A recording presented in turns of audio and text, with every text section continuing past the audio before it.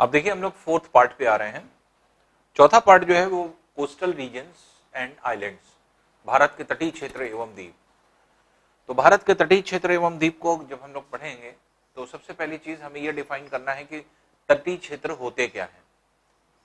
तो समुद्र के किनारे लगे हुए जितने भी ऐसे स्थान हैं जहां पर समुद्र का जल छूता है वो सब कोस्टल रीजन्स कहलाते हैं।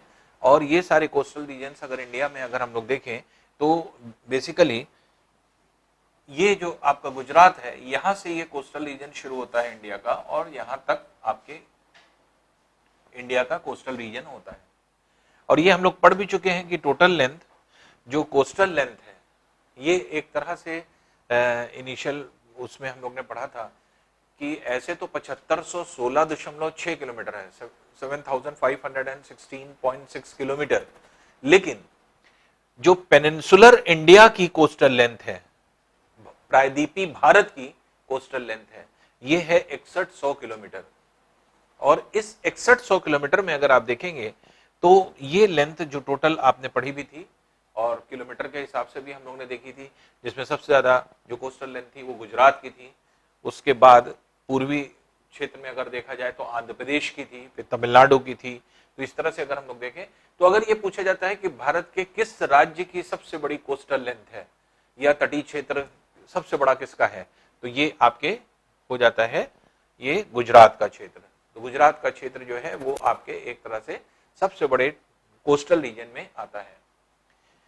इस कोस्टल रीजन में अगर देखा जाए तो बेसिकली भारत के 9 राज्य आते हैं और ये 9 राज्य यहां पर पाए जाते हैं। और ये 9 राज्य जो हैं वो आपके एक तरह से गुजरात हो जाता है जो आता है, फिर महाराष्ट्र हो जाता है, फिर तीसरा हो जाता है गोवा, फिर उसके बाद चौथा कर्नाटक, फिर पांचवा जो है ये है केरल, फिर छठा जो है 5 इधर हैं 4 इधर हैं, तो 5 वेस्टर्न कोस्ट पर हैं। तो कौन कौन से हैं? गुजरात, महाराष्ट्र, गोवा, कर्नाटक, केरल। और ईस्टर्न कोस्ट पे अगर हम देखें तमिलनाडु, आंध्र प्रदेश, उड़ीसा और वेस्ट बंगाल, ये सारे जो है आपके कोस्टल रीजन्स में आपके पाए जाते हैं। ये तो इस तरह से अगर हम लोग देखें तो बेसिकली जो आपके इंडिया का अगर हम लोग तटीय क्षेत्र को देखें तो 9 राज्य 9 स्टेट्स ऐसे हैं जो कि आपके इसकी कोस्टल लेंथ में आते हैं। और इसी कोस्टल लेंथ में अगर हम यूनियन टेरिटरी को देखें तो दादरा नागर हवेली जो है आपके दमन दीव, तो पहले तो दोनों अलग अलग थी लेकिन अब एक ही हो गई है, तो दादरा नागर हवेली दमन दीव, तो ये एक जो है आपके यूनियन टेरिटरी यहां है। और दूसरी यूनियन टेरिटरी जो आपके होती है वो आपके इस जगह पर पाई जाती है जो कि इंडिया के कोस्टल रीजन में स्थित होती है, जिसको पुदुचेरी के नाम से जाना जाता है। तो पुदुचेरी जो है ये एक तरह से कहा जाए ये भी यूनियन टेरिटरी है। तो आप ये कह सकते हैं कि इंडिया के कोस्टल लेंथ में 9 स्टेट्स आते हैं और 2 यूनियन टेरिटरी जो है आपके आती है। तो 2 यूनियन टेरिटरी भी यहां पर आती है। तो इस तरह से 9 स्टेट्स और 2 यूनियन टेरिटरी ये जो है आपके 6100 जो है किलोमीटर में स्थित होती है। अब देखिए इंडिया के कोस्टल लेंथ में जैसे हमने कहा कि 9 स्टेट और 2 यूनियन टेरिटरी है, तो फिर से एक बार हम लोग रिमाइंड कर लें 9 स्टेट और 2 यूनियन टेरिटरी कौन है। तो 9 स्टेट जो है वो गुजरात, महाराष्ट्र, गोवा, कर्नाटक, केरला, तमिलनाडु, आंध्र प्रदेश, उड़ीसा और वेस्ट बंगाल। और 2 यूनियन टेरिटरी कौन सी हैं? यहां पर दमन दीव दादरा नागर हवेली, ये पहली हो गई, और दूसरी हो गई जो आपके जो है पुदुचेरी, आपको पता ही है कि 3 स्टेट में पाई जाती है, केरला, तमिलनाडु और आंध्र प्रदेश, और 4 स्थानों पर स्थित है। तो इस तरह से अगर आप देखेंगे तो 2 यूनियन टेरिटरी और 9 स्टेट्स जो है आपके एक तरह से कवर अप होते हैं। और जो कोस्टल लेंथ है वो सबसे बड़ी किसकी है? तो कोस्टल लेंथ जो है वो सबसे बड़ी गुजरात की है। अब कोस्टल रीजन की अगर हम बात करें, कोस्टल रीजन का मतलब होता है कि जो तट से लगे हुए जितने भी जो है आपके एक तरह से रीजन होते हैं, लैंड होते हैं, उनको कोस्टल रीजन कहा जाता है। तो कोस्टल रीजन की अगर हम बात करें तो भारत के वेस्टर्न कोस्टल रीजन और ईस्टर्न कोस्टल रीजन है। अगर इंडिया की बात करें तो इंडिया में अगर आप देखेंगे तो इंडिया में वेस्टर्न कोस्टल रीजन किसके बीच में है, इधर की तरफ क्या है, ये है अरेबियन सी, अरेबियन सी, और ये क्या है, ये है आपके वेस्टर्न घाट्स। तो वेस्टर्न घाट्स और अरेबियन सी के बीच में ये वेस्टर्न, ये जो आपके कोस्टल रीजन्स हैं, ये आपका कोस्टल रीजन या तटीय क्षेत्र हो जाता है। और इंडिया का ईस्टर्न कोस्टल रीजन अगर आप देखेंगे तो यहां पर है ईस्टर्न घाट, ये वेस्टर्न घाट्स है, ये ईस्टर्न घाट्स है, ईस्टर्न घाट्स, और यहां पर है बे ऑफ बंगाल। तो बे ऑफ बंगाल और ईस्टर्न घाट के बीच में जो ये पूरा रीजन है, ये क्या कहलाता है, ईस्टर्न कोस्टल रीजन। तो कोस्टल रीजन इंडिया का ये है और ये है, तो इसका मतलब ये पूरा वेस्टर्न कोस्टल रीजन है, जो कि यहां पर पाए जाने वाले जो माउंटेन्स हैं वेस्टर्न घाट्स कहलाते हैं, और इधर अरेबियन सी, और इधर आपने पढ़ा था ये ईस्टर्न घाट्स हैं, ईस्टर्न घाट्स और बे ऑफ बंगाल के बीच में ये पूरा तटीय क्षेत्र पाया जाता है। तो इंडिया के वेस्टर्न कोस्टल रीजन और ईस्टर्न कोस्टल रीजन यहां पर पाए जाते हैं। पहली चीज तो ये कि अगर आप देखेंगे तो इंडिया के वेस्टर्न कोस्टल रीजन कंपैरेटिवली अगर देखा जाए तो बहुत पतला है, और ईस्टर्न कोस्टल रीजन कंपैरेटिवली बहुत चौड़ा है। तो पहला रीजन हमें यह देखना पड़ेगा कि वेस्टर्न कोस्टल रीजन क्यों पतला है, और जो आपके ईस्टर्न कोस्टल रीजन है वो ज्यादा चौड़ाई में है, ज्यादा विड्थ वाला है। ऐसा क्यों? ऐसा इसलिए क्योंकि इंडिया नॉर्दर्न हेमिस्फीयर में है, क्योंकि इंडिया के साउथ से जाता है आपके 0 डिग्री जो है इक्वेटर, इंडिया नॉर्दर्न हेमिस्फीयर में है, और नॉर्दर्न हेमिस्फीयर में होने की वजह से फेरल लॉ यहां काम करता है, और फेरल लॉ जो काम करता है वो क्या है, उसकी वजह से क्या होता है कि उत्तरी गोलार्ध में नॉर्दर्न हेमिस्फीयर में जलधाराएं तथा पवनें अपनी दिशा से क्या हो जाती हैं, दाहिनी तरफ मुड़ती हैं। तो जितनी भी आने वाली पवनें हैं ये सब मुड़ करके दाहिनी ओर आपके मुड़ जाती हैं।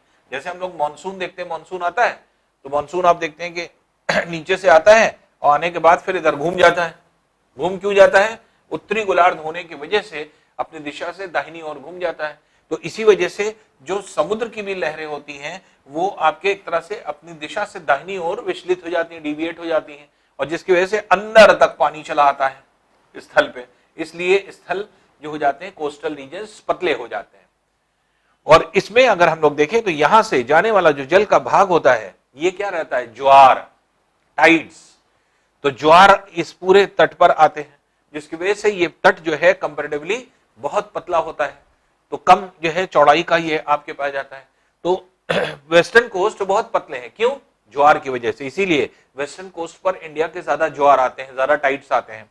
और जबकि उत्तरी गोलार्ध होने की वजह से अपनी दिशा से दाहिनी ओर मुड़ जाने की वजह से आपके एक तरह से जलधाराएं या पवनें बहुत ज्यादा अंदर तक नहीं जा पाती, जिसकी वजह से जो टाइड्स होते हैं वो आपके अंदर तक नहीं जाते, जिसकी वजह से पूर्वी तट पर जो पाए जाने वाले स्थल हैं वो ज्यादा चौड़े हैं। तो इंडिया का वेस्टर्न कोस्ट पतला है और ईस्टर्न कोस्ट कंपैरेटिवली ज्यादा चौड़ा है, चौड़ाई में है, विड्थ ज्यादा है उसकी। तो उसका रीजन क्या है? टाइड्स। यहाँ पर टाइड्स आते हैं, ज्वार आते हैं ज्यादा। तो ज्वार वेस्टर्न कोस्ट पर ज्यादा है, ईस्टर्न कोस्ट पर कंपैरेटिवली कम पाए जाते हैं। एक सबसे बड़ा रीजन होता है। दूसरी इंपॉर्टेंट चीज, जो वेस्टर्न कोस्ट पे पाए जाने वाले जो आपके एक तरह से जितने भी अगर आप देखेंगे कि जो भी आपके इसके तटीय क्षेत्र में पाए जाने वाले जो रीजन है, ज्वार की वजह से समुद्र का जो लवणता होती है, सॉल्ट होती है, ये सॉल्ट अंदर चली आती है, और इस सॉल्ट के अंदर आने की वजह से तट के किनारे पूरा सॉल्टी रीजन रहता है, और सॉल्टी रीजन होने की वजह से यहां पर दलदल पाया जाता है, दलदली रीजन होता है। तो ये दलदली रीजन जहां पर होता है वहां पर क्या होते हैं, वहां पे मैंग्रोव्स पाए जाते हैं। यहां पर अभी आप पढ़ेंगे, जब वेजिटेशंस पढ़ेंगे तो आप पर्टिकुलरली हर रीजन के नाम पढ़ेंगे कि किस राज्य में, किस स्टेट में किस जो है वेजिटेशन को किस नाम से। तो यहां जो कोस्टल रीजन में जो आपके हेलोफाइट्स पाए जाते हैं, हेलोफाइट्स क्या होते हैं? हेलो मतलब होता है लवण, फाइट्स मतलब होते हैं पौधे, तो बायोलॉजिकल टर्म्स में हेलोफाइट्स इनको कहा जाता है। तो जो हेलोफाइट्स पाए जाते हैं, ऐसे पौधे जो लवणता के कारण उत्पन्न होते हैं, सैलिनिटी के कारण जो है डेवलप करते हैं, वो सब इस तटीय क्षेत्र में पाए जाते हैं। और तटों के किनारे जो ये पाए जाते हैं, इनको अगर हम लोग देखें तो बेसिकली ये जितने भी आपके एक तरह से तटीय क्षेत्र में पाए जाने वाले वेजिटेशन है, इन्हीं को मैंग्रोव वन भी कहा जाता है। आगे चल करके अभी आप पढ़ेंगे वेजिटेशन में, उसमें हम नहीं जा रहे हैं, अभी हम सिर्फ तट के बारे में बता रहे हैं। तो तटों में अगर हम लोग देखें तो वेस्टर्न कोस्ट और ईस्टर्न कोस्ट में ये फर्क है। दूसरी इंपॉर्टेंट चीज ये है कि इंडिया के कोस्टल रीजन के अपने अपने अलग अलग नाम हैं, सब राज्यों ने अपने अपने नाम दे रखे हैं। तो वेस्टर्न कोस्ट के अपने अलग अलग नाम होते हैं। जैसे गुजरात का जितना भी आपके एक तरह से जो आपके तट है, तो गुजरात के तटों को क्या कहा जाता है, ये आपके एक तरह से सौराष्ट्र तटों के नाम से जाना जाता है। तो ये सौराष्ट्र तट कहलाता है, तो इसको सौराष्ट्र तट कहते हैं। अब इसको और भी नाम दिया जाता है, लेकिन मेन नाम सौराष्ट्र तट। ऐसे इसको ज्वारी तट भी कहते हैं, टाइडल कोस्ट भी कहते हैं, क्योंकि सबसे ज्यादा ज्वार यहीं पर आते हैं। सौराष्ट्र तट हो गया। फिर महाराष्ट्र और गोवा में अगर हम देखेंगे तो ये क्या है, ये कहलाते हैं कोंकण तट, कोंकण कोस्ट, कोंकण तट को कहलाते हैं। फिर कनारा या कन्नड़ के नाम से जाने जाते हैं, कर्नाटक के तटीय क्षेत्र, तो कनारा या कन्नड़, तो कन्नड़ या कनारा कोस्टल रीजन्स कहलाते हैं आपके कर्नाटक के। केरला के अगर हम कहेंगे तो इन्हें कहा जाता है मलाबार कोस्ट, ये मलाबार कोस्ट के नाम से जाने जाते हैं, मलाबार कोस्ट हो गए। फिर आंध्र प्रदेश के और तमिलनाडु के रीजन को, ये जो पूरा रीजन होता है, खास तौर से तमिलनाडु के क्षेत्र को, तो ये होते हैं कोरोमंडल, कोरोमंडल के नाम से जाने जाते हैं, कोरोमंडल कोस्ट होते हैं। और आंध्र प्रदेश के तटों को भी कोरोमंडल कहते हैं, लेकिन आंध्रा कोस्ट भी कहते हैं इन्हें, इन्हें आंध्रा कोस्ट भी कहा जाता है। तो कोरोमंडल कोस्ट या आंध्रा कोस्ट को जो है तट के नाम से जाने जाते हैं। उड़ीसा के तटीय क्षेत्र को, इनको जो है आपके उत्तरी सरकार, नॉर्थ सरकार के नाम से जाना जाता है, उत्तरी सरकार तट कहते हैं, या इन्हीं को उत्कर्ष तट भी कहा जाता है, तो उत्तरी सरकार तट के नाम से जाना जाता है। पश्चिम बंगाल को अगर हम कहें तो वेस्ट बंगाल को बंगाल तट के नाम से जाना जाता है, तो ये बंगाल तट होते हैं। तो इस तरह से अगर देखें तो हर राज्य के अपने अलग अलग कोस्ट हैं। तो सौराष्ट्र तट हुआ, फिर इसके बाद जो है आपके गुजरात में सौराष्ट्र तट या इसी को ज्वारी तट भी कहा जाता है। फिर कोंकण तट होता है जो आपके महाराष्ट्र और गोवा को कहा जाता है। कनारा तट या कन्नड़ तट कर्नाटक के तटीय क्षेत्र को कहते हैं। फिर आपके एक तरह से जो केरला के तटीय क्षेत्र हैं, कोस्टल रीजन्स हैं, उनको क्या कहा जाता है, मलाबार कोस्ट के नाम से जाना जाता है। फिर तमिलनाडु और आंध्र प्रदेश के जो है कोस्टल रीजन्स होते हैं उन्हें कोरोमंडल कहते हैं, और आंध्र प्रदेश के आंध्रा भी कहा जाता है, आंध्रा कोस्ट के नाम से भी जाना जाता है। फिर उड़ीसा के तटीय क्षेत्र को उत्तरी सरकार कोस्ट भी कहते हैं और उत्कर्ष जो है कोस्ट के नाम से भी जाना जाता है। बंगाल तट को जो है, बंगाल के तटों को बंगाल तट के नाम से, बंगाल कोस्ट के नाम से जाना जाता है। और कुछ जगह पर जहां पर आपके एक तरह से कहा जाता है कौन है, कोलकाता, कोलकाता के दक्षिण में अगर देखें तो वहां पर जो बालू और रेत है वो बहुत ही ज्यादा चमकीली है और एकदम हीरे की तरह से चमकता है जब सूर्य उगता है या सूर्य डूबता है। तो जब तिरछी किरणें पड़ती हैं तो पूरा बालू और रेत एकदम जो है एकदम हीरे की तरह चमकता है, इसीलिए इसको डायमंड हार्बर भी कहते हैं। तो डायमंड हार्बर के नाम से जाना जाता है कुछ रीजन जो कि आपके बंगाल में है। तो अगर ये पूछा जाए कि डायमंड हार्बर कहाँ है तो वो बंगाल में है, तो ये बंगाल को कहा जाता है। तो इस तरह से इसके अलग अलग नाम हो जाते हैं और ये तट अपने अपने जो है आपके एक तरह से एग्जिस्टेंस अलग अलग रखते हैं, जिसमें से गुजरात के सौराष्ट्र तटों को ज्वारी तट कहते हैं। उसी तरह से आपके उत्तरी सरकार तट को सबसे ज्यादा यहाँ पे चक्रवात हिट करते हैं और जिसकी वजह से पॉसिबिलिटी भी हिट करने की ज्यादा होती है, क्योंकि नीचे से आने वाला जो पवने हैं ये क्या होंगी, अपनी दिशा से दाहिनी ओर विचलित हो जाती हैं और सबसे ज्यादा हिट करने के चांसेस कहाँ होते हैं, उड़ीसा में। तो उड़ीसा में पॉसिबिलिटी ज्यादा होती है और चक्रवात भी खूब आते हैं, साइक्लोन्स आते हैं, इसीलिए इनको चक्रवाती तट या साइक्लोनिक कोस्ट के नाम से भी जाना जाता है। तो ये चक्रवाती तट या साइक्लोनिक कोस्ट भी इनको कहते हैं। तो इस तरह से अगर हम देखें तो ये तटों के अलग अलग नाम हो जाते हैं और इनको जैसे आप देखें तो क्योंकि अब जैसे गुजरात है, गुजरात के इस पूरे रीजन को, क्योंकि यहां पर क्या है, आपने पढ़ा था काठियावाड़ पठार, तो काठियावाड़ पठार होने की वजह से इसको काठियावाड़ कोस्ट भी कहते हैं, तो गुजरात को कह दिया, तो काठियावाड़ पठार के नाम से जाना जाता है। फिर उत्कल, देखिए हमने आपको बताया उड़ीसा के तटीय क्षेत्र को उत्तरी सरकार या उत्कल भी कहते हैं, उत्कल कोस्ट के नाम से भी इनको जाना जाता है। आंध्र प्रदेश के आंध्रा कोस्ट है ही है, कोरोमंडल कोस्ट ये है ही है। फिर आपके ये है मालाबार कोस्ट केरल के, और मालाबार कोस्ट को कन्याकुमारी कोस्ट भी कहा जाता है लोअर पोर्शन में, क्योंकि कन्याकुमारी भी यहीं पर स्थित है। और कन्नड़ कोस्ट या करारा कोस्ट इसको कहते हैं, जो कि कर्नाटक के हैं। और बाकी कोंकण कोस्ट जो के नाम से जाना जाता है मुंबई का या महाराष्ट्र का पूरा, को महाराष्ट्र और गोवा दोनों जो है आपके कोंकण कोस्ट के नाम से जाना जाता है। तो ये क्या है, ये आपके एक तरह से कोस्टल जो है आपके प्लेन्स हैं जो आपको आपने देखा। दूसरी इंपॉर्टेंट चीज अब ये देखते हैं कि इंडिया को अगर हम लोग देखें तो इंडिया के जो कोस्टल रीजन्स हैं, अब ये तो आपके कोस्टल रीजन्स हो गए, इनके इंपॉर्टेंस हो गए, और बाकी कोस्टल रीजन्स में क्या इंपॉर्टेंट चीज होती है ये हम लोग देखेंगे आगे चल करके।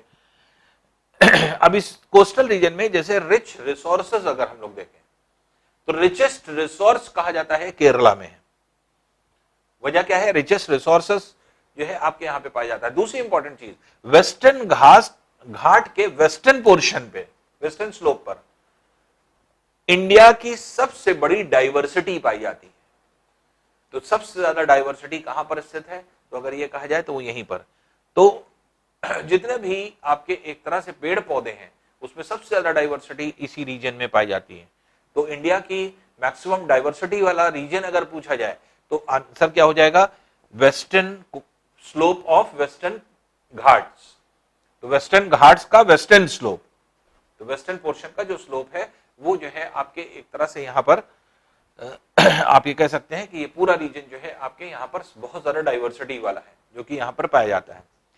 इसके अलावा देखिए अब कुछ आइलैंड्स के भी कुछ इतिहास है। तो इंडिया में जैसे मान लीजिए, सपोज कर लीजिए कि जो आइलैंड्स हैं, तो इंडिया में 1382 टोटल आइलैंड्स हैं। कितने आइलैंड्स हैं, 1382 आइलैंड्स हैं। तो इतने द्वीप हैं इंडिया में 1382। अब जब इसकी स्टडी आपके हुई 1382 आइलैंड्स, तो इसमें से देखा गया ज्यादातर आइलैंड्स क्या है, इनहैबिटेड हैं, जहां पर लोग नहीं रहते, किसी जगह पर लोग नहीं रहते। तो ऐसी कंडीशन में क्या होता है, ऐसी कंडीशन में ये देखा गया कि वहां पर जो है आपके एक तरह से जो कोस्टल रीजन है, तो कोस्टल रीजन में जो आपके बहुत सारे ऐसे आइलैंड्स हैं जहां पर लोग धीरे धीरे करके आपके बसना शुरू हुए। और जो है आपके एक तरह से बसाव कैसे शुरू हुआ, जब इंडिया में जो है आपके एक तरह से बाहर के लोग इन्वेड करने लगे, बाहर के लोग आने लगे, यूरोपियंस आने लगे, और जो है आपके फॉरेन ट्रैवलर्स आने लगे, तो धीरे धीरे करके आपके इन रीजन्स के बारे में लोगों को पता चला। और इंडिया के जैसे आपके वेस्टर्न कोस्ट पर रिसोर्सेज हैं, वैसे ही अंडमान निकोबार और आपके एक तरह से लक्षद्वीप जो आपके आइलैंड्स होता है, यहां पर भी रिसोर्सेज बहुत पाए जाते हैं। इसलिए लोग धीरे धीरे करके हैबिटेशन यहां पर करने लगे। तो इंडिया के 1382 आइलैंड पर कोई रहता नहीं था। 1382 में से जब इंडिया में देखा गया तो इंडिया में 247 द्वीपों पर लोग रहते थे। 247 आइलैंड्स जो थे ये हैबिटेट, और इस 247 में से अगर आप देखें तो इसमें जो है आपके एक तरह से आइलैंड्स जो देखे गए वो 204 आइलैंड जो हैं ये कहां पाए जाते हैं, ये बे ऑफ बंगाल में, ये पूरा रीजन। और बे ऑफ बंगाल में क्या है आपके एक तरह से अंडमान निकोबार। तो अंडमान निकोबार जो आइलैंड है वो जो है एक तरह से यहां पर होता है, जो कि 204 आइलैंड है। और 43 आइलैंड्स टोटल ये अरेबियन सी में है, अरेबियन सी में 43, जिसमें से 36 आइलैंड्स का ग्रुप ये मालदीव है। तो मालदीव जो है वो 36 आइलैंड्स का ग्रुप है जो कि यहां पर पाया जाता है। तो इस तरह से अगर देखा जाए तो 247 आइलैंड हैं इंडिया के, और जिसमें जो है आपके एक तरह से 43 आइलैंड्स जो होते हैं वो जो है आपके एक तरह से बताए गए कि इसमें लोग जो है आपके यहां पर रहते थे, तो ये हैबिटेट थे। लेकिन धीरे धीरे करके जैसे जैसे डेवलपमेंट होता जा रहा है, टेक्नोलॉजी बढ़ती जा रही है, तो प्रेजेंट टाइम में जब आप सर्वे अभी रिसेंटली हुआ तो ये पता चला कि इंडिया में अब तक जो है 615 आइलैंड पे लोग रहने लगे हैं। तो प्रेजेंट टाइम में 615 आइलैंड पर लोग रहने लगे हैं, जिसमें से जो है 572 आइलैंड पर जो है आपके लोग रह रहे हैं। कहां पे ये रह रहे हैं? आपके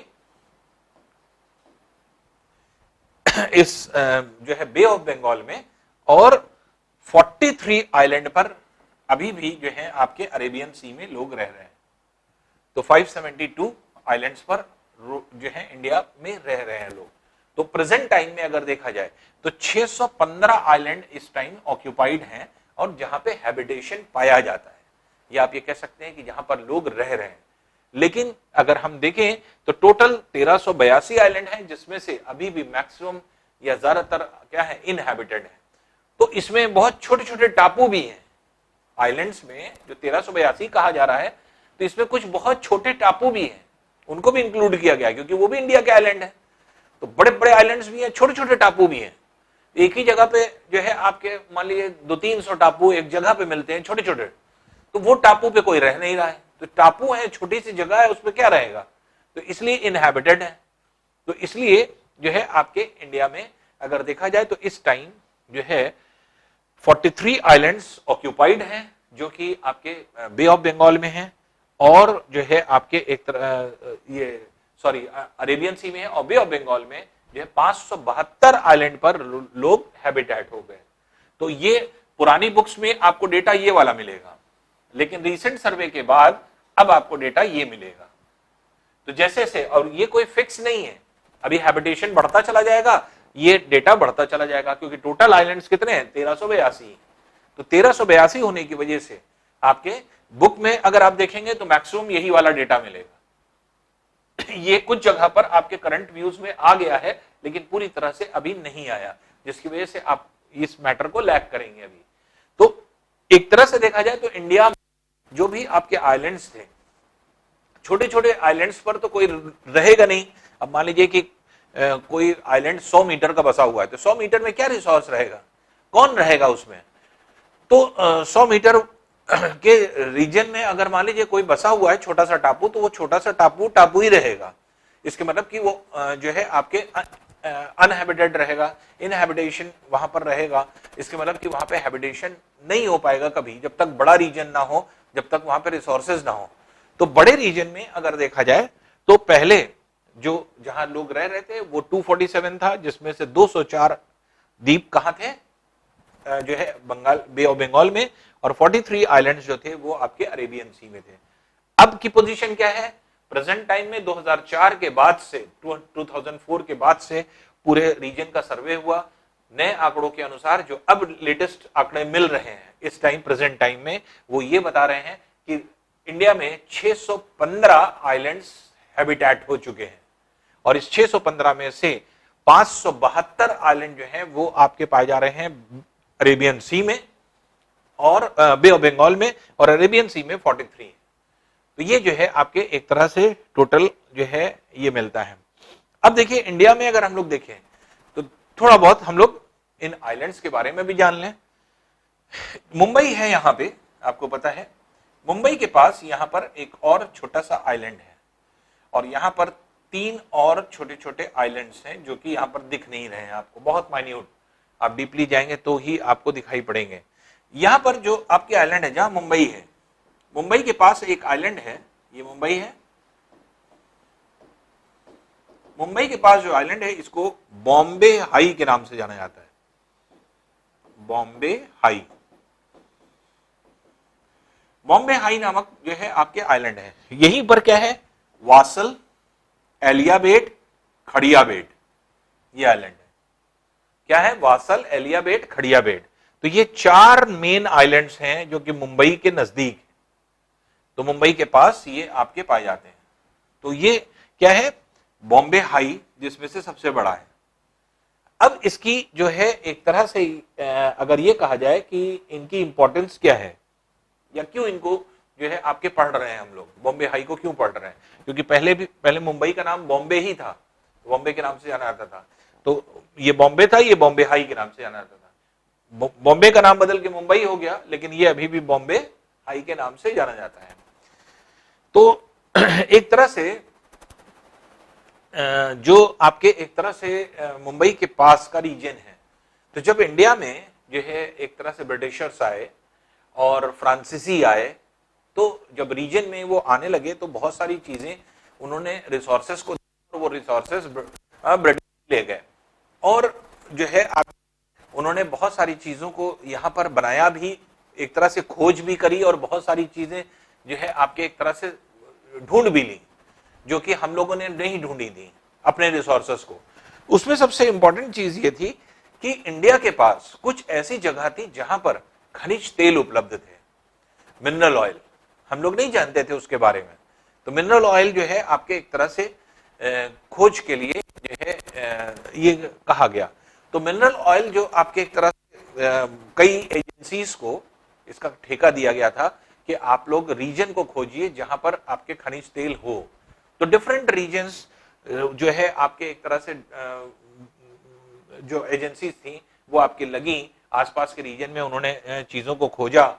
और आपने ये भी पढ़ा था कि गुजरात का कच्छ क्षेत्र इसीलिए विवादित था, हम लोग ने पूरा विवाद पढ़ा था भारत और पाकिस्तान के बीच में, क्योंकि ये पूरा रीजन जो है आपके एक तरह से कच्छ का क्षेत्र ये पूरा दलदली था, जिसकी वजह से यहाँ पर खनिज तेल और प्राकृतिक गैस, नेचुरल गैस यहाँ पे बहुत ज्यादा है।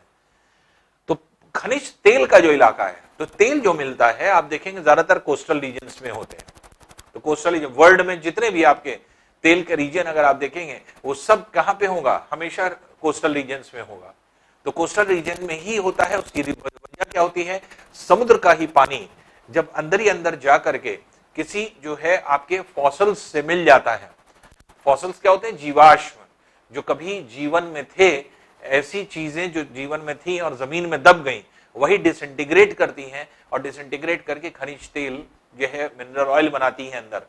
तो पानी की जरूरत पड़ती है मिनरल ऑयल को बनने के लिए।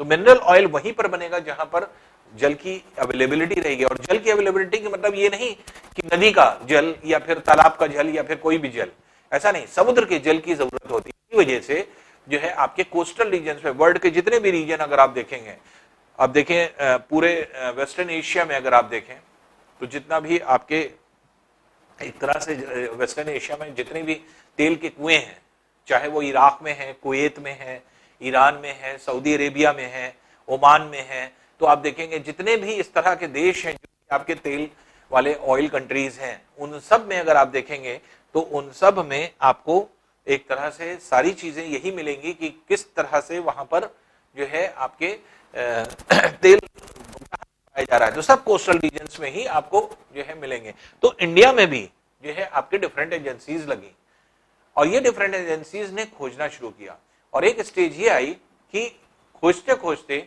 कुछ जगह पर तेल होने की संभावना व्यक्त की गई।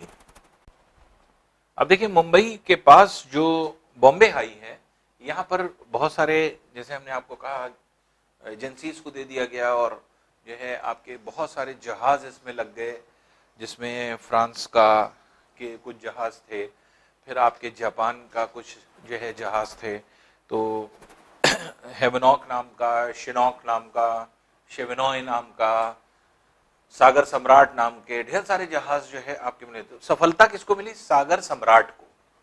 सागर सम्राट नामक जहाज पर जो लोग थे और उन्होंने जो है आपके एक तरह से इस खनिज तेल की खोज की बॉम्बे हाई पे, और इसीलिए उस जहाज के नाम पर ही जो है यहां पर एक मुंबई से लेकर के बॉम्बे हाई के बीच में एक प्लेटफॉर्म बनाया गया है। और ये प्लेटफॉर्म जो है आपके समुद्र में बना हुआ है, समुद्र में दोनों को कनेक्ट करता है। तो यहां से निकलने वाला तेल जो है वो डायरेक्ट मुंबई तक पहुंचता है इसी प्लेटफॉर्म के द्वारा। तो ये जो प्लेटफॉर्म है, इस प्लेटफॉर्म का नाम सागर सम्राट रख दिया गया। तो ये क्वेश्चन बहुत पूछा जाता है, आपके कई बार पूछा जा चुका है, क्योंकि सिविल में सबसे पहली बार पूछा गया था, पीछे से पूछा गया, और अब वनडे एग्जामिनेशन में खूब पूछा जाता है, सागर सम्राट क्या है? तो सागर सम्राट जहाज का नाम था जिसने इंडिया में खनिज तेल होने की खोज करी और बॉम्बे हाई पर पहले खोज की गई, और जो है बॉम्बे हाई नामक द्वीप पर जो है आपके खोज की गई। जबकि जो आपके खनिज तेल, तो ऐसे आपने देखा था कि जो खनिज तेल के बारे में पता चला था तो असम में जिस टाइम जो है आपकी खुदाई हो रही थी रेलवे ट्रैक की, उस टाइम मिला था वहां पर। लेकिन द्वीपों में अगर कहा जाए, जो आपके बाहर की तरफ इन्वेस्टिगेट किया जा रहा था तटीय क्षेत्र में, तो वहां पर देखा गया कि सागर सम्राट नामक जहाज ने जो है आपके एक तरह से सफलता पाई थी, और उसी जहाज के नाम पर आज इस प्लेटफॉर्म का नाम है। तो ये प्लेटफॉर्म जो है आपके समुद्र में बना हुआ है, जो बॉम्बे हाई को मुंबई से जोड़ता है। तो बॉम्बे हाई से सबसे ज्यादा मात्रा में तेल जो है आपके निकाला जाता है। बॉम्बे हाई, वासल, एलियाबेट, खड़ियाबेट, ये 4 द्वीप हैं इंडिया के। ये चारों द्वीप जो हैं आपके मुंबई के पास यहाँ पर स्थित हैं। बॉम्बे हाई अभी कुछ समय पहले चर्चा में भी था, और आपने देखा था कि यहाँ बॉम्बे हाई के जो है आपके रीजन में तेल जो कुआं था उसमें आग लग गई थी, और उस आग कई दिन लगी रही, और उसको जो है बहुत जो है आपके प्रयास के बाद जो है उसको बुझाया गया।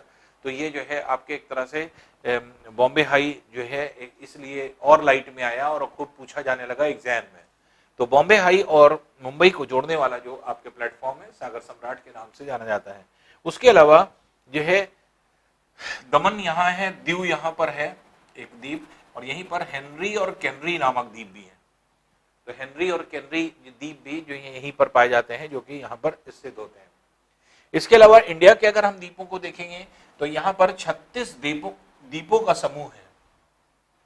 36 द्वीप का समूह है जिसको हम लक्षद्वीप के नाम से जानते हैं। तो लक्षद्वीप जो है आपके 36 द्वीपों के समूह को कहा जाता है, और लक्षद्वीप का प्राचीन नाम था लक्काद्वीप। लक्काद्वीप के नाम से जाना जाता था, और ये द्वीप जो है एक तरह से क्या है, कोरल रीफ्स के द्वारा बना है। तो हमने आपको जब समुद्री लवणता पढ़ा रहे थे तो हमने आपको बताया था कि जो समुद्र होता है, तटीय क्षेत्र होते हैं, वहां पर कोरल रीफ्स विकसित होते चले जाते हैं,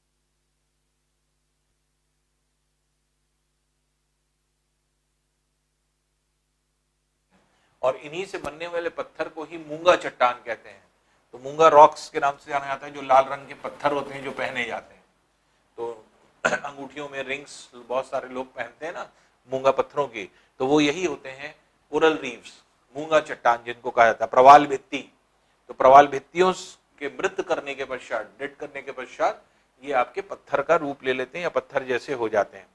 तो इन्हीं से जब ये बाहर निकल जाते हैं तो ये द्वीप का रूप ले लेते हैं, अर्थात ये द्वीप बन जाते हैं।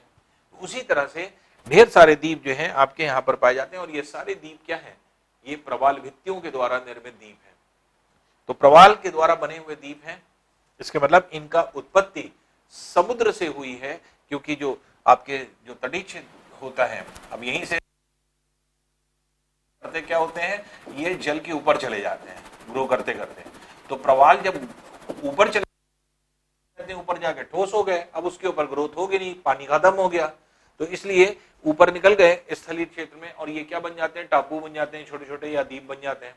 तो इन्हीं को प्रवाल भित्तियों द्वारा निर्मित द्वीप कहा जाता है। तो ये जो है प्रवाल भित्ति द्वारा निर्मित द्वीप होते हैं। तो ये भी सब क्या है, लक्षद्वीप जो है सभी प्रवालों के द्वारा बना है, जिसकी उत्पत्ति समुद्र से हुई है। इसलिए इसे लक्काद्वीप इसका पुराना नाम था, और इसे एक और नाम दे दिया गया, इसे कहा जाता है समुद्र पुत्र। बहुत पूछा जाता है ये भी, समुद्र पुत्र किसको कहते हैं, क्योंकि समुद्र में ही इसकी उत्पत्ति हुई है, समुद्र ने ही इसको जन्म दिया है प्रवालों के द्वारा। तो इसीलिए इस पूरे द्वीप को क्या कहा जाता है, समुद्र पुत्र। तो पूछा जा सकता है कि किस द्वीप को समुद्र पुत्र के नाम से जाना जाता है, तो वो आपके लक्षद्वीप हो जाते हैं, जो कि इस क्षेत्र में यहाँ पर स्थित होते हैं। लक्षद्वीप भी अगर देखें तो यहाँ पर जो है आपके लक्षद्वीप का एक भाग ये है, दूसरा पार्ट ये है। तो लक्षद्वीप भी 2 भागों में बटा हुआ है, उत्तरी लक्षद्वीप और दक्षिण लक्षद्वीप के द्वीप। और ये और इसी के जस्ट नीचे जो है आपके एक और द्वीपों का समूह है जो यहाँ पर पाया जाता है। तो इस तरह से इस शेप में है। तो ये जो द्वीप होते हैं इनको कहा जाता है मालदीव्स। मालदीव्स मालदीव्स हैं जो कि यहाँ पर पाए जाते हैं। मालदीव्स जो है आपके, अब जैसे मालदीव है, नीचे अगर आप जाएंगे तो और जैसे आपके मॉरिशस और रिशस आ जाते हैं। फिर जैसे आपने पढ़ा था जो है डिगो गार्सिया द्वीप है नीचे इंडियन ओशन में। तो ये क्या है, मालदीव्स है। तो मालदीव्स जो होते हैं ये एक तरह से अगर कहा जाए तो ये ऐसे द्वीप हैं जो कि जो है एक तरह से कि शेप में है, ये होते हैं हॉर्स शू शेप में। हॉर्स शू क्या होता है, जैसे आपने देखा होगा घोड़ों की नाल, घोड़े जो होते हैं जब सड़क पे दौड़ते हैं तो देखिए खट खट खट खट की आवाज होती है।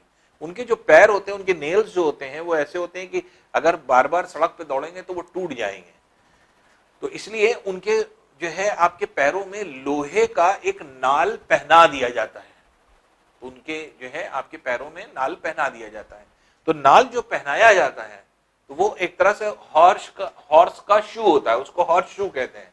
तो वो जो है आपके कुछ इस शेप में होता है, ऐसे ऐसे, तो इसे हॉर्स शू शेप कहा जाता है। तो ये इसी शेप में, हॉर्स शू शेप में ही ये पूरा जो है आपके द्वीप है, इस तरह से, इस तरह से हॉर्स शू शेप में पाया जाता है। तो इसलिए एक क्वेश्चन ये आपके पूछा गया था, क्वेश्चन था कौन सा द्वीप जो है घोड़े की नाल के आकार का द्वीप है, हॉर्स शू शेप में पाया जाने वाला द्वीप। तो उसका आंसर क्या हो जाएगा, मालदीव। तो मालदीव होता है जो कि क्षेत्र है, यहां पे हम देखते हैं।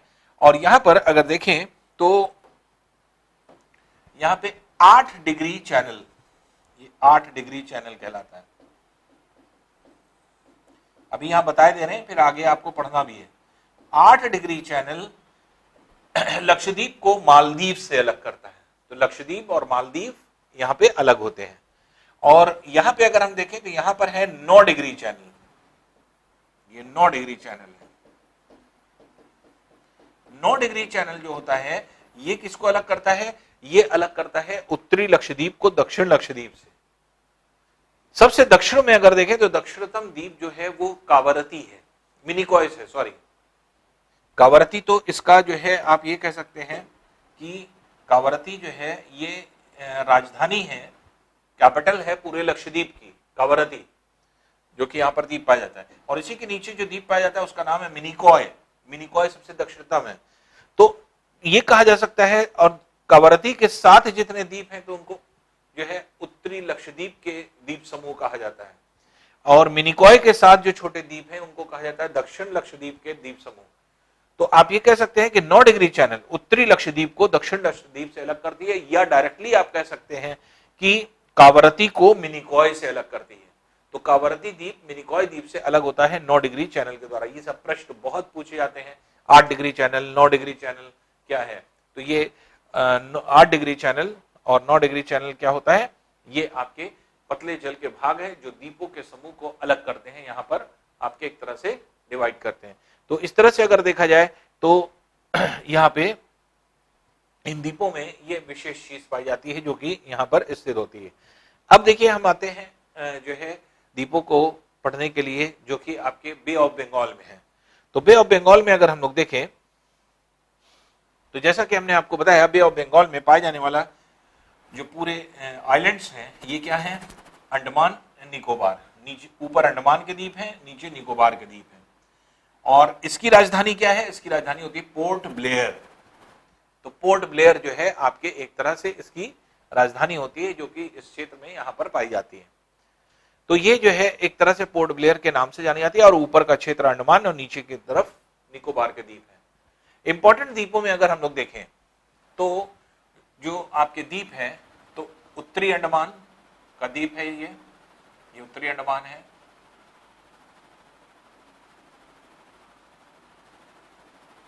मध्य अंडमान है, फिर दक्षिण अंडमान है, फिर छोटा अंडमान है, लिटिल अंडमान। तो ये जो है आपके इस तरह से द्वीप पाए जाते हैं। ऐसे तो द्वीप ढेर सारे हैं जो कि यहां पर स्थित होते हैं। उत्तरी अंडमान के उत्तर में अगर देखेंगे तो यहां पर एक द्वीप पाया जाता है, इसको कहा जाता है कोको द्वीप। ये कौन सा द्वीप है, कोको। और कोको द्वीप जो है ये किसका है, म्यांमार का द्वीप है। ये म्यांमार का है, बर्मा जिसको कहा जाता है। तो ये म्यांमार का द्वीप होता है जो कि इस क्षेत्र में यहां पर पाया जाता है, कोको द्वीप के नाम से जाना जाता है। तो यहां पर क्या है, यहां पर कहा जाता है कोको पास। कोको पास जो है वो कोको द्वीप को अंडमान के द्वीप से अलग करती है। या आप ये कह सकते हैं कि इंडिया म्यांमार से अलग हो रहा है, तो इंडिया और म्यांमार को अलग करने वाली जलसंधि अगर कहा जाएगा तो कोको पास। तो कोको पास म्यांमार के कोको द्वीप को भारत के अंडमान द्वीप से अलग करती है। तो ये अंडमान द्वीप जो है आपके एक तरह से हो जाता है, जिसमें उत्तरी अंडमान में अगर हम लोग देखें तो उत्तरी अंडमान में एक विशेषकर जो है आपके पर्वत पाया जाता है। और ये पर्वत जो आपके पाया जाता है उसमें अगर आप देखें तो उसे सैडल पर्वत के नाम से जाना जाता है। सैडल पर्वत क्या है या किसको कहा जाता है या किस तरह से उसको डिफाइन करते हैं? सैडल पर्वत के मतलब क्या होता है? सैडल मतलब होता है घोड़े के ऊपर जो घोड़े की काट होती है। घोड़े की काट जानते हैं? घोड़े के पीठ पर जब बैठा जाता है तो उसके ऊपर एक लेदर का जो है आपके एक तरह से कवर डाल दिया जाता है, उसके ऊपर बैठा जाता है, तो उसे घोड़े की काट कहा जाता है, या उसी को इंग्लिश में बोलते हैं सैडल। ये सैडल के नाम से जाना जाता है। तो यहां पर जो पत्थर जो आपके पर्वत है, पर्वत कैसा लगता है? ये कुछ ऐसा बना हुआ है और एकदम ऐसा लगता है दूर से देखने पर कि घोड़े की पीठ है ये और घोड़ा बैठा हुआ है। तो दूर से जब ये पर्वत को देखते हैं जैसे लगता है पीछे से ये घोड़ा बैठा है और उसकी पीठ पर जैसे काट पड़ी होती है, ये काट पड़ी है। इसी वजह से इस पर्वत का नाम सैडल पर्वत रखा गया है। तो सैडल पर्वत इस पूरे अंडमान निकोबार द्वीप समूह का सबसे ऊंचा पर्वत भी है। तो सैडल पर्वत के नाम से जाना जाता है, जो कि इस क्षेत्र में स्थित है। जबकि मध्य अंडमान जो है ये भारत का सबसे बड़ा जो है आपके द्वीप है, सबसे बड़े द्वीप के नाम से जाना जाता है, जो कि आपके मध्य जो है आपके अंडमान में पाया जाता है। मध्य अंडमान सबसे बड़ा द्वीप के रूप में जाना जाता है। इसी जगह पे इसी के देखिए एक जो है वॉल्केनो यहां है, एक वॉल्केनो यहां है। ये वॉल्केनो है नारकोंडम और ये है बैरन।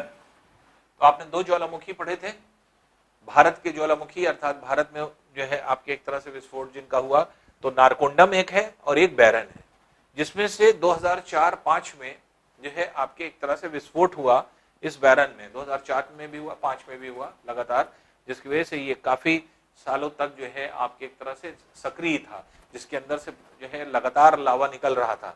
तो इसलिए 2005 के बाद से अगर आप देखेंगे तो कई बार एग्जाम में ये पूछा जा चुका है कि बैरन द्वीप कहाँ का द्वीप है या कहाँ स्थित है। तो इंडिया का जो है आपके ज्वालामुखी द्वीप है, जो कि यहाँ बैरन ज्वालामुखी के नाम से जाना जाता है, जो कि इस क्षेत्र में यहाँ पर स्थित होता है। इसके अलावा जो है दक्षिण अंडमान है, दक्षिण अंडमान के बाद लिटिल अंडमान है जो कि नीचे पाया जाता है, लिटिल अंडमान होता है। फिर यहीं पर कटचल है, लिटिल अंडमान के बाद कटचल है जो कि पाया जाता है। फिर इसके बाद ये छोटा अंडमान है जो कि पाया जाता है। तो कटचल द्वीप है, फिर छोटा अंडमान है जो कि यहाँ पर पाया जाता है। फिर इसके बाद जो है कार निकोबार सबसे ऊपर द्वीप है, यहाँ पे कार निकोबार है। फिर लिटिल निकोबार है, फिर मध्य जो है आपके निकोबार है। फिर इसके बाद जो है साउथ जो है निकोबार है या ग्रेट निकोबार है। तो ये जो है आपके छोटा निकोबार ये है जो कि पाया जाता है। तो अलग अलग नामों से जाना जाता है ये पूरा रीजन। तो अब इंडिया के जैसे नोन 600 जो आपके हैबिटेट द्वीप हैं वो 615 है, जिसमें से 572 द्वीप जो है आपके टोटल अंडमान निकोबार द्वीप समूह में जो है आपके पाए जा रहे हैं। तो ये अगर देखें तो 572 द्वीपों में से ये आपके कुछ द्वीप ऐसे हैं जो कि इस जगह पर स्थित होते हैं। तो अब यहाँ पे अगर आप देखें तो इन द्वीपों में बहुत सारी ऐसी जगह है जहां पर आपके पासेस मिलते हैं। पास के मतलब जो आपके एक तरह से स्टेट्स होते हैं। अब देखिए इसमें स्टेट्स में अगर आप देखें तो इसको बनाते हैं। तो जैसे हमने आपको बताया यहां पर कोको पास है, तो पहला पास जो है वो आपके कोको पास। 8 डिग्री चैनल आप पढ़ चुके हैं, 9 डिग्री चैनल पढ़ चुके हैं। 8 डिग्री चैनल लक्षद्वीप को मालदीव से अलग कर रहा था जो कि हम लोग ने पढ़ा। फिर 9 डिग्री चैनल भी आपने पढ़ लिया, कावरती को मिनिकॉय से अलग कर रहा था, वो भी हम लोग ने पढ़ लिया। फिर उसके बाद कोको पास भी आप पढ़ चुके हैं कि उत्तरी अंडमान को जो है कोको द्वीप से अलग करता है, कोको पास हो गया। फिर इसी तरह से डंकन पास है, डंकन पास जो है दक्षिण अंडमान को लिटिल अंडमान से, तो छोटा अंडमान ये है, दक्षिण अंडमान ये है, दक्षिण अंडमान का ये पूरा द्वीप होता है, इनके बीच में ये जो पूरा भाग होता है ये आपके डंकन पास है। तो डंकन पास किसके बीच में? दक्षिण अंडमान और छोटा अंडमान। तो दक्षिण अंडमान और छोटा अंडमान के बीच में, लिटिल अंडमान के बीच में जो है, तो पहले उत्तरी अंडमान है, फिर मध्य अंडमान है, फिर दक्षिण अंडमान है, दक्षिण अंडमान के नीचे छोटा अंडमान है, तो छोटा अंडमान जो है उसके नीचे पाया जाता है। ठीक है ना? तो ये जो है आपके डंकन पास हो जाता है। तो डंकन पास के नाम से आना। डंकन नाम क्या है? डंकन जैसे कि आप जानते हैं कि आपने शायद पढ़ा भी होगा, तो किंग डंकन के बारे में, जो कि आपके एक तरह से शेक्सपियर ने बहुत यूज किया है अपने नॉवल में, तो किंग डंकन को। और डंकन कहाँ के थे? आपके ब्रिटेन के, तो ब्रिटेन के राजा थे, तो उन्हीं के नाम पर ये रखा गया है डंकन पास। तो डंकन पास के नाम से जाना जाता है।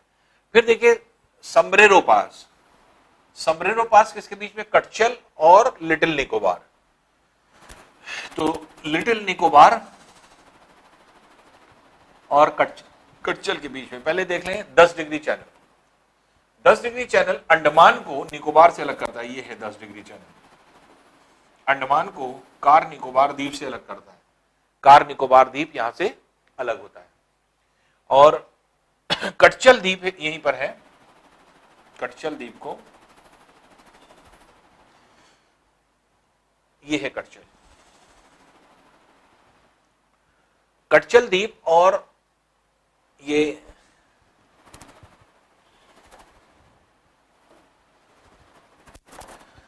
कटचल है, कटचल द्वीप है, और यहीं पर पाया जाता है छोटा निकोबार, लिटिल निकोबार। तो कटचल और छोटे निकोबार के बीच में ये होता है समब्रेरो पास। समब्रेरो पास। तो समब्रेरो पास कहां स्थित है? कटचल और लिटिल निकोबार द्वीप में। और लिटिल निकोबार द्वीप ये है और बड़ा निकोबार द्वीप ये है। इन दोनों के बीच में अगर आप देखेंगे तो इन दोनों के बीच में है सेंट जॉर्ज पास। सेंट जॉर्ज पास। तो सेंट जॉर्ज पास जो है आपके पाया जाता है। तो आप समझ रहे हैं कि पहले तो क्या है, 10 डिग्री चैनल किसको अलग कर रहा है? अंडमान को निकोबार से। निकोबार में कार निकोबार सबसे ऊपर द्वीप होता है, कार निकोबार। फिर आता है कटचल, छोटा निकोबार, बड़ा निकोबार। तो कटचल और छोटे निकोबार में के बीच में कौन सा पास है? समब्रेरो पास। फिर छोटा निकोबार और बड़ा निकोबार के बीच में कौन सा पास है? सेंट जॉर्ज पास। और फिर बड़ा निकोबार जिसका दक्षिणतम बिंदु पर इंडिया का दक्षिणतम बिंदु स्थित है। तो अब इंडिया का सदर्न मोस्ट पॉइंट की अगर हम बात करें तो इंडिया के सदर्न मोस्ट पॉइंट को आप जो है डिस्कस कर चुके हैं हम लोग कि यहां पर सदर्न मोस्ट पॉइंट का नाम होता है इंदिरा पॉइंट। इंदिरा पॉइंट के नाम से जाना जाता है। इसे ला हेंचिंग पॉइंट के नाम से भी जाना जाता है। इसको पिग्मेलियन पॉइंट के नाम से भी जाना जाता है। तो ला हेंचिंग पॉइंट या पिग्मेलियन पॉइंट के नाम से भी जाना जाता है इसे। तो इंदिरा पॉइंट जो आपके यहां पर स्थित होता है, तो अक्सर पूछ लिया जाता है ला हेंचिंग या क्या कहते हैं इंदिरा पॉइंट का दूसरा नाम। तो ला हेंचिंग पॉइंट है, पिग्मेलियन पॉइंट है। तो ये जो है आपके अलग अलग नाम दिए गए हैं, जो कि इंदिरा पॉइंट, जो कि दक्षिणतम द्वीप का नाम है, दक्षिणतम स्थान का नाम है, जो इंडिया का दक्षिणतम बिंदु है। और इसी के नीचे, इसी ग्रेट निकोबार के नीचे यहीं पर आपके पाया जाता है सुमात्रा द्वीप, इंडोनेशिया का। इसी के नीचे इंडोनेशिया शुरू हो जाता है। इसलिए यहां पर जो आपके पास होता है, ये पास क्या कहलाता है? ये ग्रैंड पास के नाम से जाना जाता है। यहां पर ये पास जो है ये कहलाएगा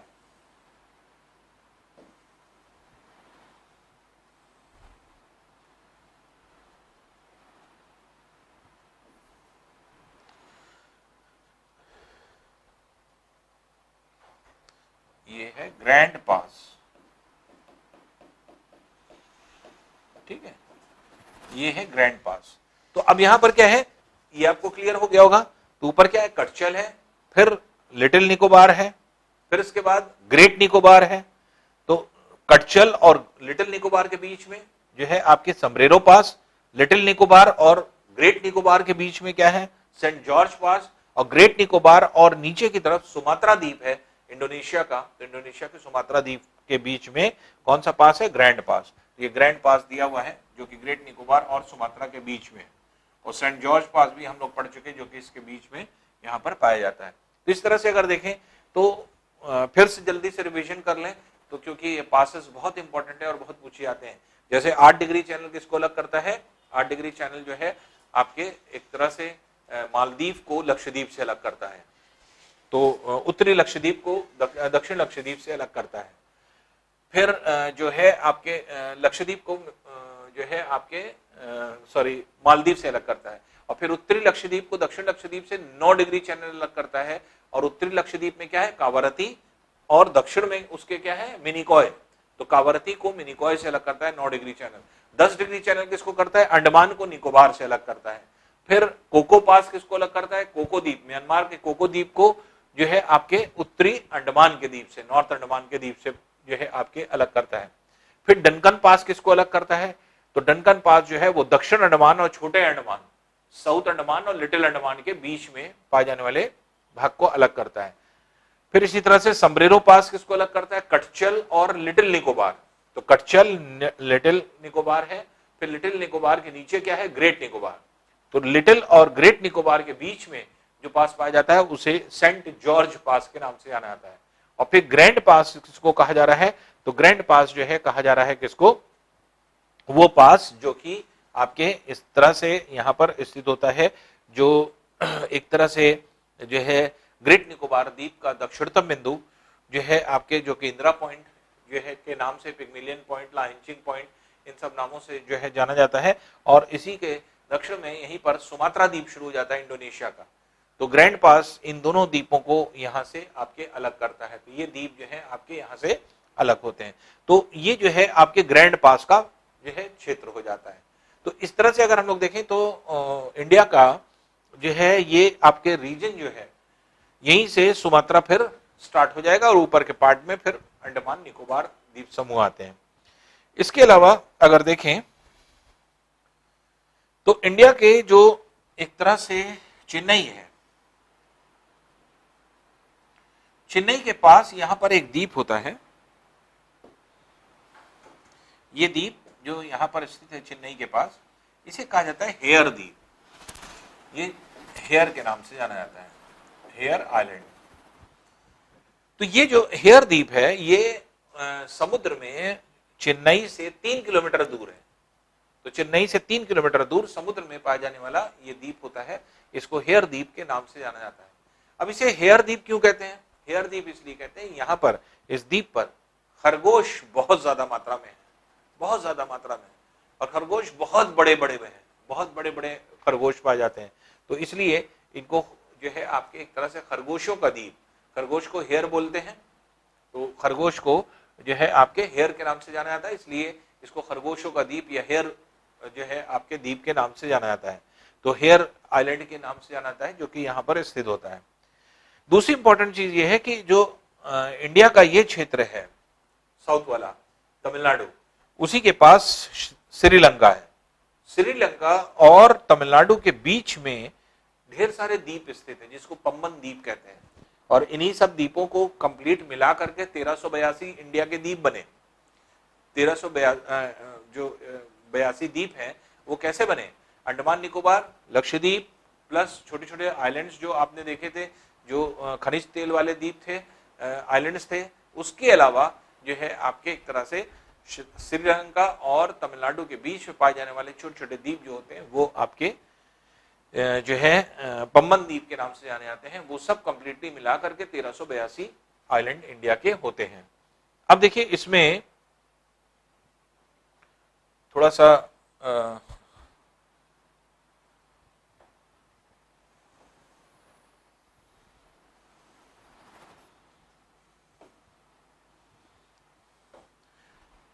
इंडिया का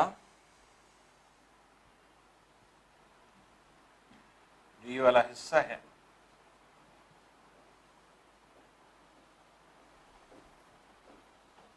ये है तमिलनाडु,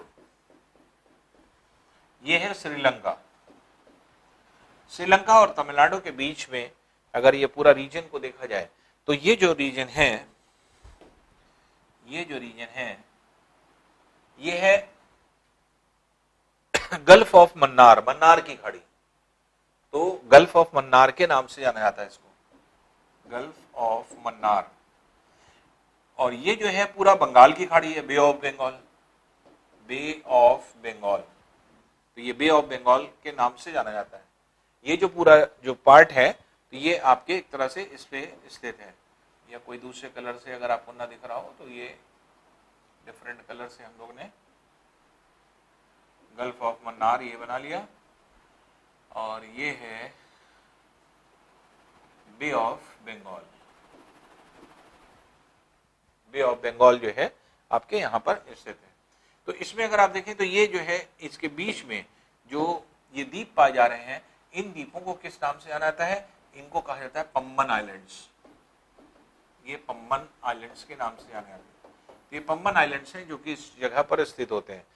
और इन पम्बन आइलैंड्स में बहुत सारी चीजें हैं ऐसी जो कि आपके यहाँ पर पाई जाती हैं और इम्पोर्टेंस भी है। और ये जो आपके क्षेत्र है उसमें अगर आप देखें तो सबसे इम्पोर्टेंट चीज ये होती है कि जो क्षेत्र होता है पम्बन, इसमें अगर हम लोग देखें तो कुछ ऐसी चीजें हैं जो कि रिलीजियस पॉइंट ऑफ व्यू से भी जो है आपके एक दूसरे से मिलती हैं। और रिलीजियस चीज भी यहाँ पर एक तरह से जो है आपके कोइंसाइड करती है, या ये आप ये कह सकते हैं कि डिफरेंट रिलीजन का कॉन्सेप्ट यहाँ पर आकर के जुड़ता है। तो यहाँ पे हिंदुइज्म जो आपके है, सनातन धर्म, उसका भी कुछ जो है मानना है, और यहाँ पर इस्लाम का भी कुछ ना कुछ मानना है जो कि यहाँ से कंसर्निंग है। तो जो तमिलनाडु का ये क्षेत्र है, तो इस द्वीप को जो कहा जाता है, ये द्वीप है, इसका नाम है धनुषकोणी द्वीप। ये धनुषकोणी द्वीप है। तो माना जाता है कि हिंदू मैथोलॉजी के अनुसार जब रावण जो है इस श्रीलंका से जो है आपके आए और आकर के जो है सीता जी को जो है आपके एक तरह से श्रीलंका ले गए, तो उस टाइम जो है भगवान राम की सेना जो है यहाँ पे आई। और भगवान राम की सेना जब यहाँ आई तो उस सेना में जो है आपके नल और नील नामक जो है कुछ जो है आपके लोग थे। नल और नील जो थे उन्होंने क्या किया, इन द्वीपों से तो होते हुए यहाँ तक चले आए, लेकिन एक बड़ा रीजन था जो कि आपके जल में था, और अब जल को क्रॉस करके कैसे जाया जाए ये समझा जा रहा था। तो माना जाता है हिंदू मैथोलॉजी के अनुसार कि नल नील ने यहाँ पर पत्थरों को डाल करके एक पुल का निर्माण किया, और उसी पुल से भगवान राम की सेना जो है श्रीलंका पहुंची, और श्रीलंका पहुंच करके जो है आपके एक तरह से रावण को परास्त किया। तो ये जो है आपके एक तरह से हिंदू मैथोलॉजी में कॉन्सेप्ट है कि ये छोटे छोटे पत्थर पड़े हुए हैं जो जलमग्न हैं, जमीन के नीचे हैं, तो इसी वजह से जो है आपके एक तरह से ये दिखाई नहीं पड़ रहे हैं, समुद्र के अंदर है। तो ये नल और नील ने बनाए थे। अब देखिए यहीं पे थोड़ा सा जो है इस्लामिक जो है कॉन्सेप्ट कुछ जुड़ता है। यहाँ पे माना जाता है इस्लाम में कि जो जमीन पे आने वाले पहले लोग, पहले जो है शख्स थे जो जन्नत से उतारे गए थे, वो जो है आपके एक तरह से हजरत आदम अलैहिस्सलाम थे। और वो जब उतारे गए तो उनको माना जाता है कि वो एक तरह से उनको जन्नत में जो है कुछ एक पौधा था, पेड़ था, उसके फल को खाने को मना कर दिया गया था। उन्होंने नाफरमानी करी अल्लाह ताला की, और जिसकी वजह से जो है उन्होंने जो है आपके एक तरह से उस फल को खा लिया। तो उसका जो है मतलब ये बहाना था, शायद अल्लाह ताला को ये बहाना ही जो है चाहिए था, जिसकी वजह से उनको नीचे भेजा गया। और उनको जो है आपके एक तरह से, अब कोई व्यक्ति अगर जन्नत से अर्थ पे आ रहा है तो इसके मतलब कोई रीजन है, इसके मतलब कि उसको डिमोट कर दिया गया। तो एक तरह से ये डिमोशन था उनका, और जिसकी वजह से उनको ये रियलाइज हुआ कि हमें ये नहीं करना चाहिए था, और हम जो है वो एक तरह से जो है ये गलत किया हमने। तो कुछ इस तरह की जो है आपके मैथोलॉजी है, और उसमें जो है आपके एक तरह से यहाँ पर कहा जाता है कि उनको यहाँ पे उतारा गया। श्रीलंका में एक शहर है कैंडी शहर में बताया जाता है कि उनका पैर भी प्रिजर्व्ड है, तो पहले क्योंकि बहुत बड़े बड़े पैर आदमी, बहुत बड़े बड़े लहीम शहीम लोग होते थे, क्योंकि अब तो मॉडर्न मैन हो गए ना, अब छोटे हो गए, नहीं पहले बहुत लहीम शहीम लोग हुआ करते थे, दानव जैसे पहले के, आज के जमाने में जैसे लोग दानव कहते थे, दानव लोग हुआ करते थे, उसी तरह के बहुत हाइट वाले जो है लोग हुआ करते थे। तो उनका पैर भी बहुत बड़ा बना हुआ है, आज भी प्रिजर्व्ड है, कैंडी में कहा जाता है। तो वो जो है क्योंकि उन्होंने अल्लाह की नाफरमानी करी थी, तो इसलिए उनको इस चीज का जो है आपके एक तरह से दुख था, और उस दुख को जो है एक तरह से दूर करने के लिए वो बहुत ही दुआ करते थे, बहुत रोते थे। और यहां पर एक चोटी थी, उस चोटी पे आके लगातार रोया करते थे। तो उस चोटी पे आकर के क्योंकि लगातार रोते थे, उसके बाद फिर उनकी दुआ सुन ली गई, और फिर उसके बाद जो है उनको माफ कर दिया गया। और फिर उसके बाद ये धीरे धीरे करके जो है आपके सऊदी अरेबिया के तरफ गए। तो इन्हीं जो है आपके पुल से होते हुए जो है आपके एक तरह से सऊदी अरब पहुंचे, और सऊदी अरब से फिर जो है आपकी सारी नस्लें स्टार्ट हुई। तो ऐसा माना जाता है इस पूरे जो है उसमें। तो उन्हीं के नाम पर यहां पर क्या रखा है, यहां पे कहा जाता है एडम्स पीक, इसी को कहा जाता है आदम की चोटी। तो एडम्स पीक इसको कहा जाता है, आदम की चोटी। तो क्यों? क्योंकि इसी चोटी पर आकर के ये खूब रोया करते थे, ज़ारो ख़तार रोते थे। और ये जो छोटे छोटे पत्थर हैं, इन पत्थरों का एग्जिस्टेंस कहा जाता है, क्योंकि इसी के थ्रू होकर के वो गए थे, तो इसलिए इसी को कहा जाता है आदम का पुल, एडम्स ब्रिज। बहुत पूछा जाता है ये क्वेश्चन, तो ये क्वेश्चन जो है खूब पूछा जाता है, सिविल में तो पूछा जाता है, पीसीएस में पूछा गया, फिर वनडे एग्जामिनेशन में तो खूब पूछा जाता है एडम्स ब्रिज कहाँ है, या आदम की चोटी कहाँ है। तो आदम की चोटी, एडम्स पीक अगर कहा जाए, तो एडम्स पीक जो है वो आपके एक तरह से श्रीलंका में है, और एडम्स ब्रिज जो है ये पम्बन द्वीपों के बीच में है, पम्बन द्वीप में, जो कि आपके यहाँ पर पाया जाता है। तो छोटे छोटे द्वीप हैं, जलमग्न है, जो कि माना जाता है कि आदम अलैहिस्सलाम ने बना करके और उसके ऊपर से वो गुजरे थे, तो ऐसा माना जाता है आपके इस्लामिक पॉइंट ऑफ व्यू से। तो इसीलिए इसको आदम का ब्रिज, एडम्स ब्रिज के नाम से जाना जाता है, और इसको एडम्स पीक के नाम से जाना जाता है। तो ये जो छोटे छोटे द्वीप हैं, इन्हीं के बीच से आपके जल का भाग गुजरता है।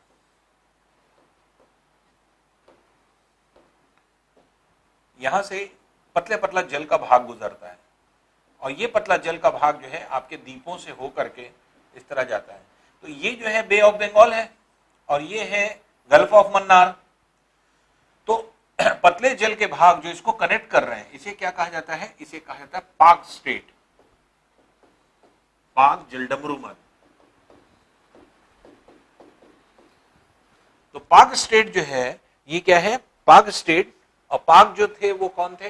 ये सर्वेयर जनरल थे आपके एक तरह से ब्रिटिशर्स टाइम में, उन्हीं के नाम पर उन्होंने इस पूरे क्षेत्र में सफाई कराई थी, और काफी जो है आपके चीजों को जो है कंस्ट्रक्शन कराया था।